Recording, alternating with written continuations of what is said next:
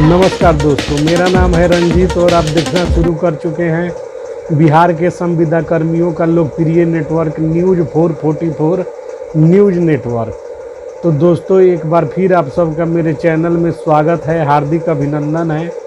तो दोस्तों, आज हम आपको बताने वाले हैं, एक बहुत ही अहम जानकारी से आपको अवगत कराने वाले हैं। दोस्तों, सेंट्रल गवर्नमेंट यानी कि केंद्र सरकार नरेंद्र मोदी के नेतृत्व में गठित केंद्रीय सरकार के द्वारा यानी कि भारत सरकार के द्वारा देश के सभी असंगठित क्षेत्र के मजदूरों का एक आंकड़ा इकट्ठा किया जा रहा है। आप जरा फिर ध्यान से सुनिएगा। पूरे देश के अलग अलग राज्यों में जो असंगठित क्षेत्र के मजदूर कार्य करते हैं, मजदूरी करते हैं, उनका एक आंकड़ा संग्रहित किया जा रहा है और इसका डाटाबेस तैयार करने के लिए एक वेबसाइट लॉन्च किया गया है, जो कि श्रम संसाधन विभाग भारत सरकार द्वारा एक वेबसाइट लॉन्च किया गया है, जिस पर यह सारा आंकड़ा इकट्ठा किया जा रहा है। इसके संबंध में विशेष जानकारी के लिए आप YouTube पर जब सर्च करेंगे ई श्रम कार्ड कैसे बनाएं, तो आपको बहुत सारा वीडियो मिलेगा। इतना वीडियो मिलेगा कि आपको सारी जानकारी मिल जाएगी। तो अभी हम आपको बता रहे हैं, उस बात को आपको ध्यान से सुनना है कि हम क्या कह रहे हैं।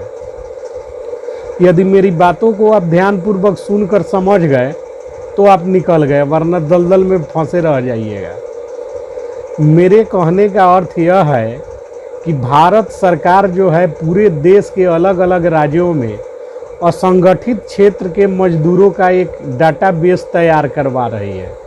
इसके लिए बाज़ाब्ता केंद्र सरकार ने ई श्रम कार्ड जारी करना शुरू कर दिया है और जो है कि इसके लिए श्रम संसाधन विभाग ने एक वेबसाइट लॉन्च किया है, जिस पर आप जाकर अपना Aadhaar card, bank account detail fill करके बड़ी आसानी से अपना श्रम कार्ड बनवा सकते हैं।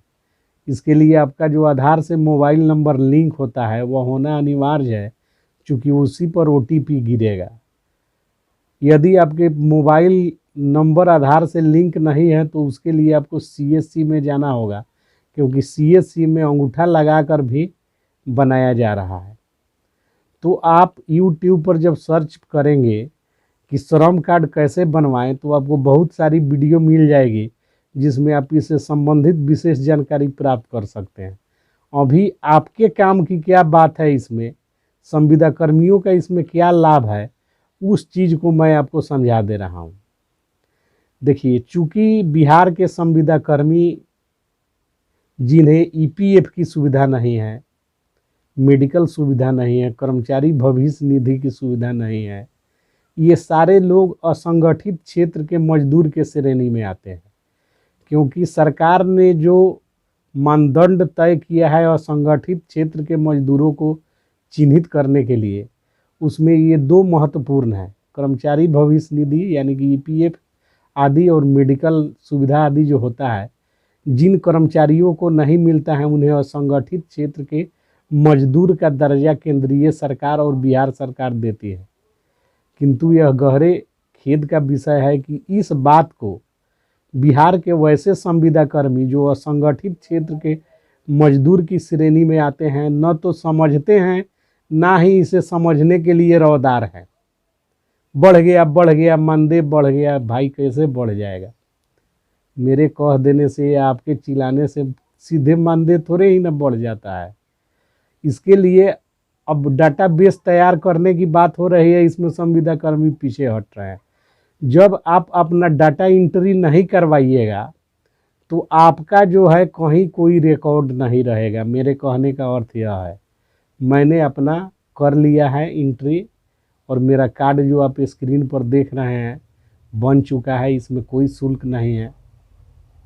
यदि आप अच्छा खासा इंटरनेट चलाते हैं तो आप स्वयं भी इसे बना सकते हैं, अन्यथा आपको जो है कि किसी साइबर कैफ़े वाले के पास जाना होगा या किसी CSC सेंटर में संपर्क करना होगा। यदि कहीं अभी अवरुद्ध है, कार्य नहीं बन पा रहा है, तो थोड़े दिनों बाद 1-2 रोज में बनना शुरू हो जाएगा। वैसे जिनका आधार लिंक मोबाइल नंबर ऑलरेडी जिनके पास है, आधार से लिंक मोबाइल नंबर, इनमें कोई दिक्कत नहीं है, आराम से बन जा रहा है। सरकार यह एक डाटा इकट्ठा कर रही है जिसमें असंगठित क्षेत्र के मजदूरों का आंकड़ा इकट्ठा किया जा रहा है। इसमें सीमांत किसान जो हैं, जो केसीसी का लाभ लेते हैं, वे लोग भी मजदूर की श्रेणी में आते हैं, वे भी अपना बनवा सकते हैं। इस बात को लोग लाइटली ले रहे हैं, बात को समझ नहीं पा रहे हैं। बार बार समझाने के बाद भी लोग, बहुत सारे साथी तो हैं जो कि सारी बातों को समझते हैं, लेकिन अधिक संख्या वैसे साथियों की है जिन्हें सारी बातें समझ नहीं आती है, क्योंकि यह जो तंत्र चलता है इसका एक सिस्टम है, और सिस्टम क्या कह रहा है, उसका क्या कोड है, और उसमें कहाँ आपको जो है कि अपना एंट्री कराना है, इस चीज़ की जानकारी जब सारे लोगों को हो जाती तो बाकी क्या रह जाता। इसीलिए आज हमको आकर वैसे साथी जिनको सारी बातें जानकारी है, वे लोग वीडियो को स्किप कर सकते हैं, लेकिन वे साथी जिनको इस बात की जानकारी नहीं है, वे लोग कृपया अपना एंट्री जो है श्रम संसाधन विभाग के पोर्टल पर करें और अपना श्रम कार्ड बनवा ले। वैसे भी इसमें आपका जो है कि सालाना 12 रुपया आपके अकाउंट से कटेगा, बदले में आपको 2 लाख रुपए का इंश्योरेंस, और हाफ इंजरी होने पर 1 लाख रुपया, यानी कि आप हैंडीक्राफ्ट हो जाते हैं, यदि भगवान न करे कोई हो जाता है तो उन्हें 1 लाख रुपया का इंश्योरेंस केंद्र सरकार जो है कि कवर कर रही है। लेकिन बात सिर्फ इतना ही नहीं है, बात इसमें और है, और बात यह है कि जब सरकार, बिहार सरकार तो आपका आंकड़ा कहीं देती नहीं है। अब रहा सवाल कि इसको एंट्री कैसे करना है, तो उसमें अक्टूबर कार्य जो मांगा जा रहा है, कार्य का ब्यौरा, उसमें जो ही आप ऑफिस एंट्री कीजिएगा, ऑफिस एंड होटल करके जो कुछ है जो कि आता है, ऑफिस करके टाइप कीजिएगा तो वो आ जाएगा, क्योंकि हम लोग ऑफिस वर्कर हैं।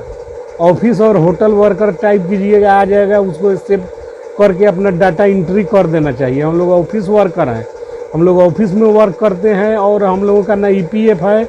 बिहार के बहुत सारे संविदा कर्मी, यह सौभाग्य की बात है। विकास मित्र जो कि बिहार सरकार के सगे संबंधी हैं, उन लोगों का तो है, वे लोग नहीं करेंगे। जिनको ईपीएफ का लाभ मिलता हो, मेडिकल की सुविधा हो, और कर्मचारी भविष्य निधि यानी एपीएफ हो, ये लोग इसमें नहीं करेंगे। और वैसे लोग भी जिनमें वार्ड सचिव, ग्राम कचहरी सचिव, न्याय मित्र, रात्रि प्रहरी, आशा कार्यकर्ता, आंगनबाड़ी सेविका, रसोईया, ये ऐसे लोग हैं जिनको कोई सुविधा नहीं है। इन लोगों के लिए अनिवार्य है कि ये लोग जो है कि अपना उस पर एंट्री कराकर ऐसा कार्ड जो हम आपको दिखा रहे हैं, जो स्क्रीन पर चल रहा है, ऐसा कार्ड आपको बनवा लेना है।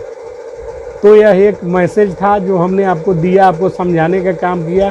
समझना न समझना आपकी जवाबदेही है। आप समझने के लिए यदि विशेष चाहेंगे तो यूट्यूब पर सर्च करेंगे कि ई श्रम कार्ड कैसे बनवाएं, तो आपको बहुत सारा वीडियो मिल जाएगा जहां से आप जानकारी हासिल कर पाएंगे। तो आगे बढ़ते हैं। इधर बिहार सरकार ने एक फिर से गुफा छोड़ा है। पिछले 30 तारीख को, यानी कि 30 सितंबर को,